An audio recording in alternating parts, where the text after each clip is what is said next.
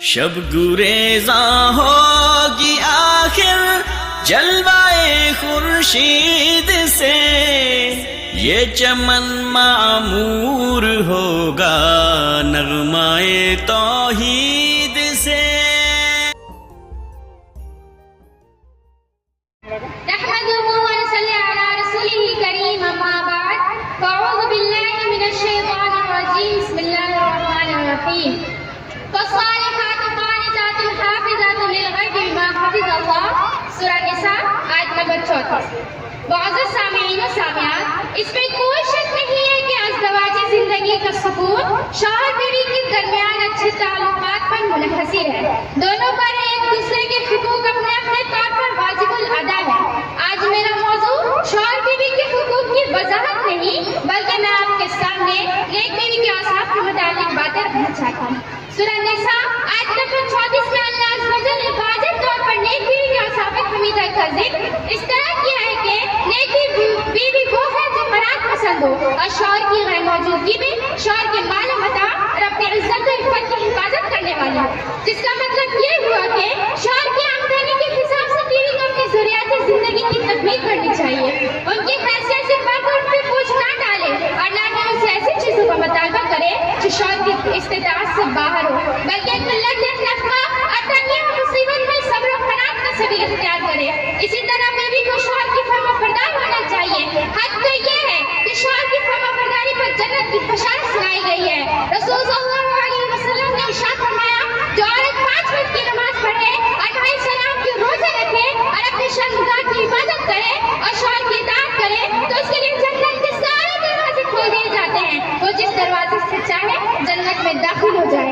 ایک عورت حضور صلی اللہ علیہ وسلم کی خدمت میں حاضر ہوئی تو آپ نے اس سے سوال کیا، کیا تم شوہر والی ہو؟ تو اس نے کہا جی ہاں۔ پھر آپ صلی اللہ علیہ وسلم نے اس سے سوال کیا، کیف انت لہ، کہ تو شوہر کے معاملے میں کیا رویہ اختیار کرتی ہے؟ تو عورت نے جواب دیا، حتی الامکان، شوہر کے اطاعت میں کوئی کوتاہی نہیں کرتی ہوں۔ تو رسول صلی اللہ علیہ وسلم نے ارشاد فرمایا، شوہر کے اطاعت کا خوب خیال رکھو، فإنما هو جنتک ونارک، کیونکہ شوہر تمہارے لیے جنت بھی ہے اور جہنم بھی۔ قابل قدر سامعین و سامعات، نیک بیوی کی یہی علامت بتائی گئی ہے کہ نظر سرتہ، یعنی جب شوہر بیوی کی طرف دیکھے تو اس کا استقبال اس انداز میں کرے کہ شوہر خوش ہو جائے۔ سچ تو یہ ہے کہ اس دور میں رشتہ ازدواج قائم کرنا کسی حد تک آسان ہے مگر نیک بیوی بننا بہت مشکل، جبکہ اللہ کے رسول صلی اللہ علیہ وسلم نے شوہر کے لیے نیک بیوی کو اپنا گھر مایہ کراتے ہوئے ارشاد فرمایا، الدنیا کلھا متاع وخیر متاع الدنیا المرأۃ الصالحہ، یعنی دنیا متاع ہے، نفع بخش پونجی ہے اور نیک بخت بیوی دنیا کی سب سے اچھی دولت ہے۔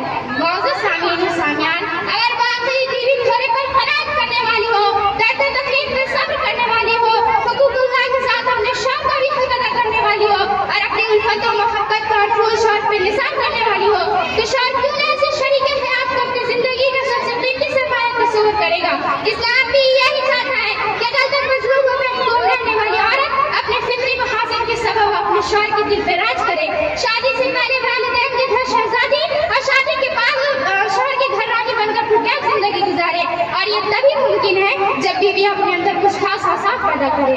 معزز سامعین و سامعات، ذرا یاد کیجیے جگر گوشہ رسول حضرت فاطمہ بطول کا واقعہ کہ ایک روز اپنے ابا جان جناب محمد صلی اللہ علیہ وسلم کے گھر پہنچی اور عرض کیا، ابا جان چکی تیسرے کے سبب ہاتھ میں چھالے اور پانی دھونے کے بعد کمر پہ کٹے پڑ گئے ہیں، ممکن ہو تو ایک غلام انہیں فرما دے، مگر ہائے افسوس یہ کہاں ممکن تھا۔ حضور صلی اللہ علیہ وسلم نے ارشاد فرمایا، بیٹی یہ جو غلام ہے یہ میرے نہیں ہے، یہ تو مجاہدین کے ہے، آؤ بیٹی میں تمہیں غلام سے بہتر یہ چیز بتا دوں۔ ایک ایسا رسول صلی اللہ علیہ وسلم نے ارشاد فرمایا، بیٹی جب تم رات کے وقت بستر پہ جاؤ تو سونے سے قبل 33 مرتبہ سبحان اللہ الحمدللہ اور 34 مرتبہ اللہ اکبر کا وظیفہ کر لیا کرو۔ اس دن سے فاطمہ رضی اللہ عنہا نے اسی ہدایت پر عمل شروع کر دیا۔ معزز سامعین و سامعات، آج ہم سے یہ کیوں نہیں ہوتا؟ کیوں ہم جاہلیت کی راہ لاتے ہیں؟ کیوں ہم صحابیات کے مطہرات کے نقشے قدم پر چلنا چھوڑتے ہیں؟ کیوں ہم صبر کا دامن تھامنے کے بجائے وہ پہلا بچاتے ہیں؟ کیوں ہم اپنے شوہر کی کمی کا تذکرہ کسی سے کرتے